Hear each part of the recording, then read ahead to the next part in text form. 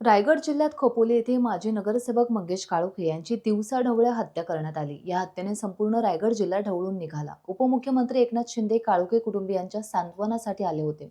यावेळेस त्यांनी आरोपींवर कठोर कारवाई करणार असे घोषित केले. त्यानंतर अजूनपर्यंत आरोपींविरोधात कडक पाऊल उचलले नाही असे म्हणणे स्वर्गीय मंगेश काळोखे यांच्या कुटुंबियांनी पत्रकार परिषदेत मांडले आहे. खून एकट्याने केला नाही तर अजून बरेच आहेत. आम्हाला न्याय केव्हा मिळणार असा प्रश्न उपस्थित करून कुटुंबियांनी राज्यकर्त्यांना हाक दिली आहे. आज 12 दिवस झालेत. अजून कोणाला पकडले नाहीत. जे आहेत ते अजून पाठीमागे भरपूर उभे आहेत. जे रवी देवकर यांनी यांनी एकट्याने केलेलं नाही. त्यांच्या पाठीमागे अजून दुसरे भरपूर उभे आहेत. एक पकडतोय, पण अजून न्याय कसा नाही भेटत. अजून ते भरत भगत आहेत. त्यांचे 10 कॉल आहेत रवी देवकरला. रवी देवकरने त्यांना केलेले आहेत.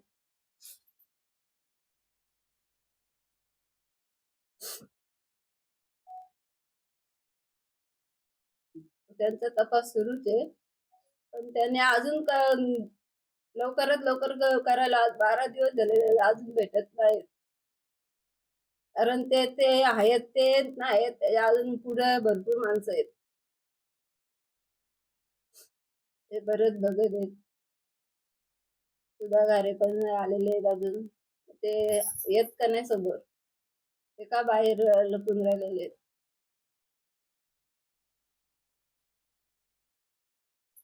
कधी नाही भेटला आम्हाला आमदार आमदार साहेबांनी, उपमुख्यमंत्री साहेब आणि फडणवीस साहेब. कधी न्याय द्याल तुम्ही आम्हाला. आज 12 दिवस होऊन गेलेले. समोरासमोर आमच्या समोर फाशीची शिक्षा झाली पाहिजे.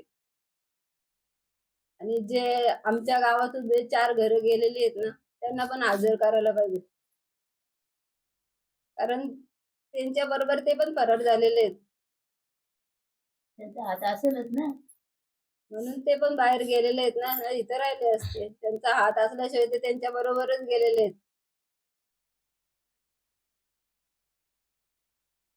ते कोण ना कोण येतं.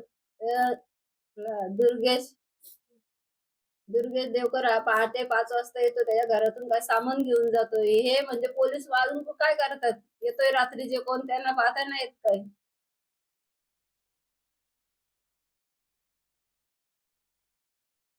हा पाहिलंय.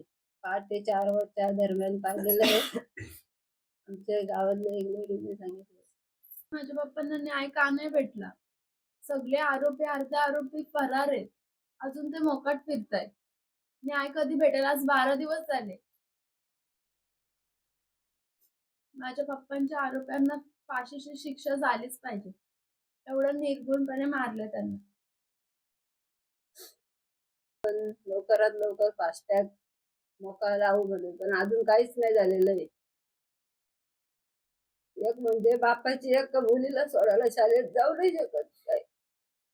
तुम्ही आयत येईल असं काय?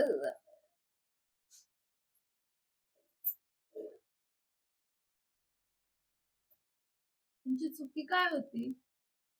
त्यांनी गावासाठी सगळं केलं. घरात कमी आणि गावासाठी जास्त. हीच त्यांची चुकी होती का? त्याच्यापुढे राजकीय नेते पण उभे राहायला डगमगतील का? आपण पडलो तर आपल्याला, आपण आलो तर आपल्याला कोणीतरी मारतील म्हणून.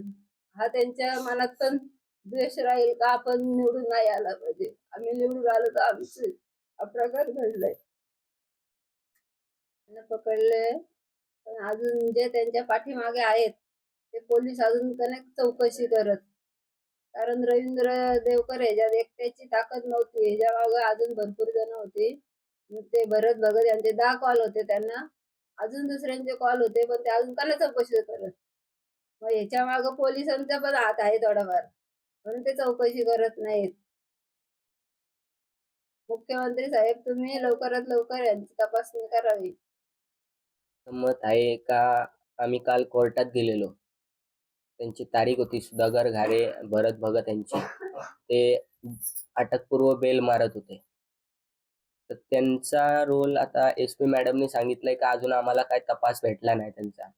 तर तुम्ही न पकडता कसं सांगू शकता का त्यांचा तपास नाही भेटलाय आम्हाला, अजून त्यांचा हात नाही याच्यात. त्यांना पकडा आणि त्याच्यानंतर हे चौकशी करा. त्याच्यात त्यांचा हात आहे हे मी 100% सांगू शकतो. असे 10 कॉल भरत भगत यांचे 26 तारखेला गेलेले आहेत रवी देवकर यांना.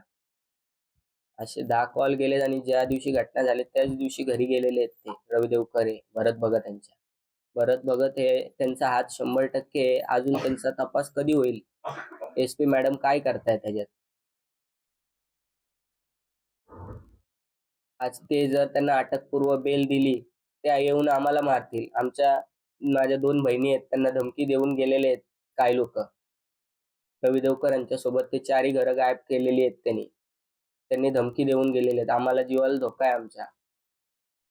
टाइम्स डिजिटलला लाईक करा, सबस्क्राईब करा, शेअर करा आणि बेल आयकॉन दाबायला विसरू नका. पाहत रहा टाइम्स डिजिटल.